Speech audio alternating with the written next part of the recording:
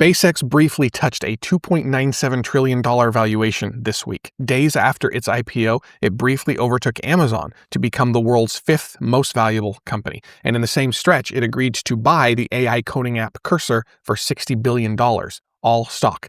Now hold that next to a second set of numbers that leaked the same week. Audited financials from OpenAI obtained by an independent journalist. Revenue climbed from $3.7 billion in 2024 to $13.07 billion in 2025. Research and development alone hit $19.18 billion. And day-to-day operating losses widened to $20.92 billion. So one leading lab is spending far more to make intelligence than it earns selling it, losing roughly $1.50 for every dollar it brings in. Two ledgers of the same build-out landing in one news cycle, pointing in opposite directions. Let's stay on the Cursor deal for a little bit because it's really revealing. Cursor was one of the first apps to weave a large language model into a working coding environment. Back in April, the Century Report noted that SpaceX had an option: buy Cursor for $60 billion or pay $10 billion for a partnership.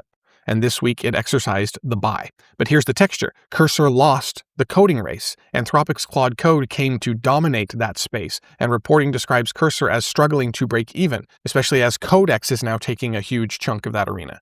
Its bottleneck was compute. It has more than 1 million developers and not a single data center of its own.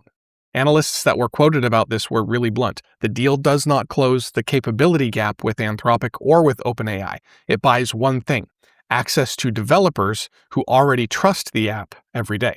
So a tool gets bought for its captured users rather than its technology by a conglomerate that owns the data centers, owns the models, and now owns the user base. And the owner has been forecasting publicly that AI and robotic output will make money stop being relevant, a line that this show first documented on June 13th, the day that SpaceX crossed $2 trillion.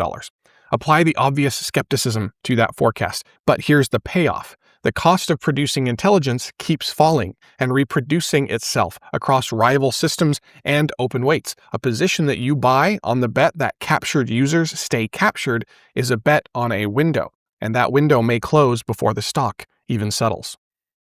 Now let's shift to the fight over who's allowed to even have that capability at all. You'll remember the export control order, Washington pulling Anthropic's 2 strongest models offline worldwide on national security grounds.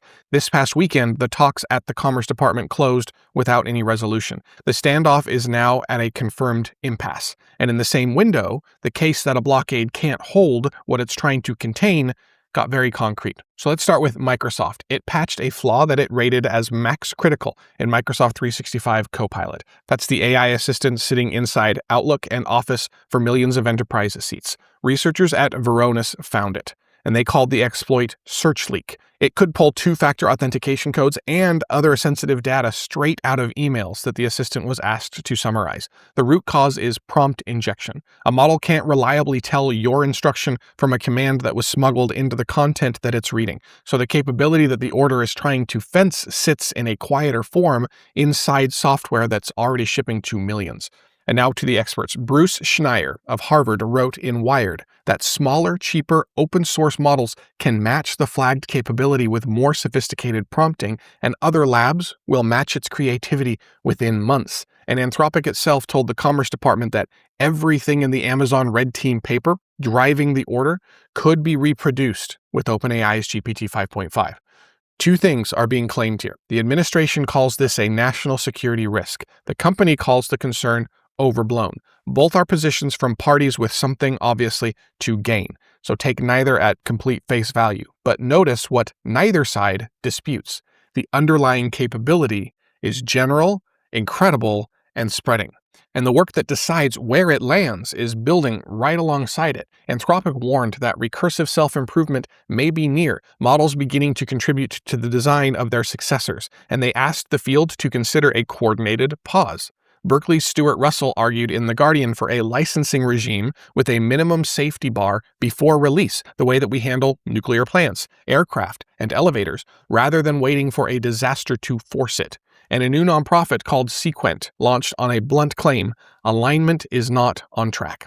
It's staffed by former researchers from UK's AI Security Institute, aiming to raise $100 to $150 million for independent safety work that can sound the alarm if the labs cut corners. A blockade may hold one company's most sophisticated models offline, but it cannot hold what the capability knows how to do once that knowledge lives in open weights, in rival systems, and in the published research. All right, over to France now, and the same demonstration but seen from the buyer's side. France's Domestic Intelligence Service, the DGSI, is dropping Palantir, and it's replacing its AI data tools with software from a French firm, ChapsVision. The Prime Minister, Sébastien Lecornu, named the reason directly. He called it a refusal of new strategic dependencies in the digital sphere. His trigger for this, in his words, a country cannot rely on tools that a foreign power is capable of turning off the access tap for, a direct echo of Washington's decision just days earlier to restrict access to Fable. And France is not alone. Germany's Internal Security Service, the BFV, has reportedly also picked ChapsVision. The German military says it'll stop using Palantir's products completely. And Britain is reviewing the NHS's £330 million Palantir contract under parliamentary pressure. The June 10th edition of the Century Report documented the London block of a £50 million Met Police deal, which Palantir has threatened to litigate. What looked like a scatter of local procurement fights is consolidating into a coordinated European exit. Now, Palantir's response, and treat this as the company's claim, not a actually neutral description, it says it will continue to support the French government wherever its solutions are needed, and that it simply provides powerful data processing services. But set that against what the tools have documented uses for, identifying targets in the US-Israel war on Iran, and supplying software to US immigration enforcement. So here's the honest scale. ChapsVision booked €200 million in 2025 revenue against Palantir's $4.5 billion. Now, this transition will take years because Palantir's deal was only renewed in 2025, but France paired the move with €655 million in fresh AI investment and a government assistant built on the French startup Mistral's models, and they are being rolled outward toward 1 million civil servants following a trial with 10,000. The captured position that looked permanent depended on one thing: clients having no homegrown alternative worth switching to. The demonstration that access can be cut at will is exactly what makes building that alternative worth the cost.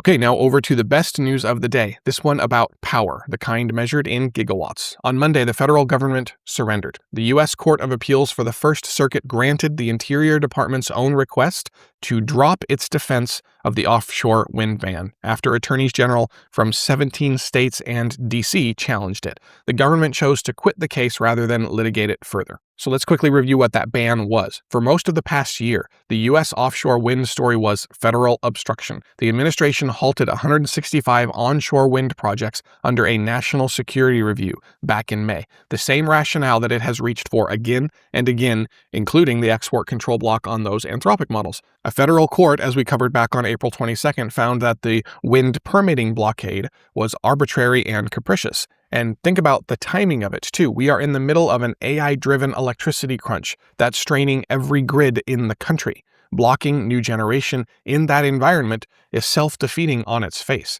And suspect, of course, when you consider how much they are promoting fossil fuels, as the Century Report has covered recently, with data center buildouts including gas and coal. And the timing is the thing. The very same day, 9 Northeast states and D.C. published a trio of reports, technical standards, and procurement strategy for a shared offshore high-voltage direct current grid along the Atlantic coast. HVDC is the transmission technology that is best suited to moving big offshore wind power long distances with low losses. Massachusetts, Connecticut, Delaware, Maine, Maryland, New Jersey, New York, Rhode Island, Vermont, and D.C., coordinating through a research consortium that they launched back in 2025. So grid operators, regulators, and manufacturers are all working from one shared design instead of a patchwork of incompatible single project lines. The centerpiece is the really smart thing here, a proposed Northeast offshore transmission order book, a way to pool long-term demand across all 10 jurisdictions and give cable and equipment makers the certainty to scale up. Because the reports name the real bottleneck, honestly, the supply chain, including the limited number of specialized cable-laying vessels that stretch timelines and inflate costs. No single state could command that market. 10 of them pooling demand can manufacture the signal that actually summons it. One regulator said it like this: the region is ready to move without delay when conditions change. They spent the time during the federal obstruction building the thing underneath it, so that the day the federal blockade fell, they were already standing on the foundation. Okay, last story for today. There's an always-on AI microphone from Sensi.ai, offered as a free add-on to home care. It now monitors and transcribes a senior's daily life. And let's be really precise about what the source names. Things like coughs, toilet flushes, and private conversations. The stated purpose is to flag fall risk. So let me hold both halves of this honestly, because neither techno-panic nor a shrug gets it right. Falls are a genuine, serious danger in elder care. Home care staffing shortages are very real. Worried families and under-resourced agencies are not foolish for wanting another set of ears on a vulnerable person living alone. That vulnerability is exactly the mechanism here. Always on means continuous capture and transcription of everything in range, the whole day, including the bathroom and the private conversation. And notice how it enters. It arrives as free care, which is how continuous surveillance walks into the most private setting a person has without ever really being debated.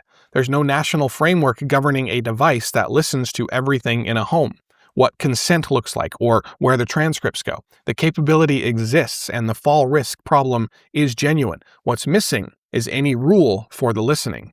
And that gap between what the technology can now do and how we've agreed to live alongside it, that's the thing that's still open beside the device.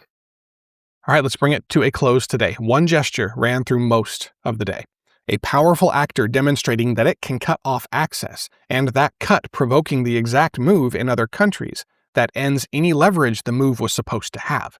Washington tries to fence a model, and the capability walks out into a shipped Copilot, into open weights, into a rival lab's GPT 5.5.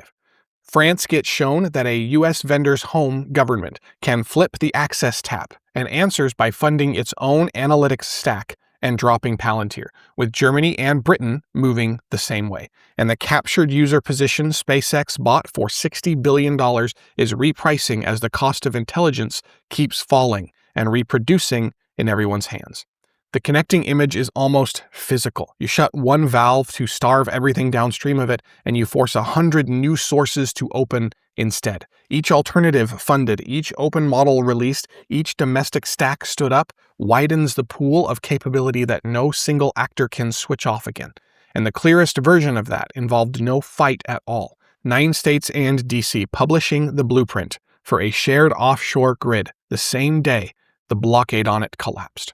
They didn't wait for permission to be ready. They built the foundation underneath the obstruction, so the moment that it lifted, the work could resume in earnest. That's the through line. The gates keep reaching for control over capability, and the capability keeps finding the level in the hands of the people building underneath them. We'll see you tomorrow.